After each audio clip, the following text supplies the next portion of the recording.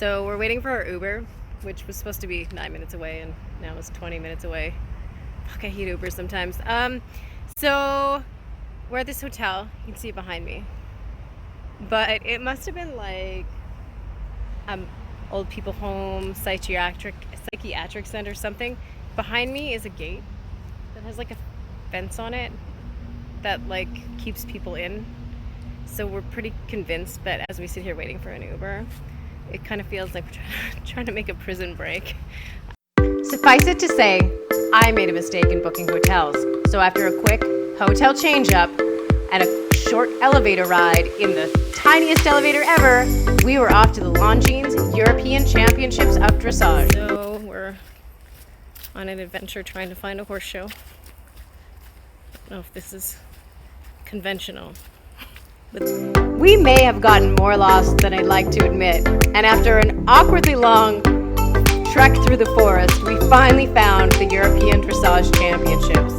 Now, as some of you may know, in a past life, I was a dressage rider, and this was the only reason we actually made the trip to Rotterdam. As I was boarding the flight to Amsterdam, I realized that the European Dressage Championships were taking place in Rotterdam, so we decided to make the trek to check it out.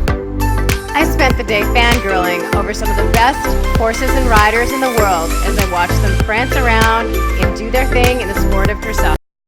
So, when you travel with people, you learn really interesting things, and I discovered Benjamin likes to blow dry his balls. I don't know, is that a guy thing? Like, do guys do that? Anyway, he clearly likes to do that, and the blow dryer in our hotel room is called the Black Mambo. So he's taking a shower right now, and he said, I'm going to take a shower so I can Black Mambo my balls. I can't even right now. Once we were finished at the European Dressage Championships, it was time to determine our next destination. So we entered into my favorite app called Skip Lag, and we put Amsterdam or Rotterdam to anywhere.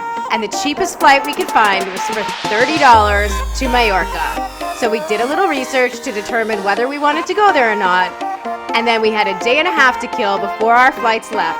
For $30, we were headed to the island of Mallorca. But first, we took in the sights of Rotterdam. Now, as a mostly industrial port city, there was a lot of sightseeing on the harbor that included industrial big rigs, shipping containers and whatnot. And then off we went to the Maritime Museum, which consisted of offshore oil rigs and commercial diving and all sorts of interesting stuff that happens out on the ocean. Found my captain friend, and we're headed into the offshore experience. I don't know what's going to happen, but I feel like since I know everybody I know works offshore, we should probably figure out what they do. So I think this is what we're simulating. An offshore rig. I get to live a day in the life of all my friends. Those guys look really serious. I think they're drilling.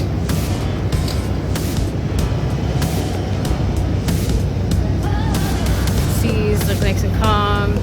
We don't have a lot of time here, otherwise I think we would be going through everything. Give an hour. But they said most people spend all their time here, which is super cool.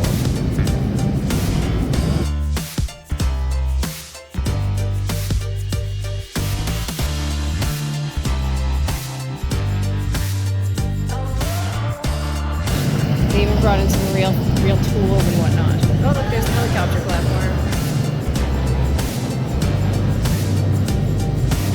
I think this talks about... Oh, I think there's like a game where you have to try and land the helicopter. Check out this ship. It's huge!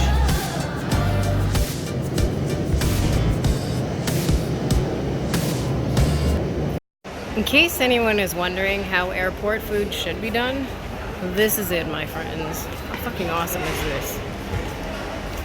I'm not gonna lie, there wasn't much about Rotterdam that I actually liked. So, at the end of the day, I was ready to be on a plane and off to the island of Mallorca.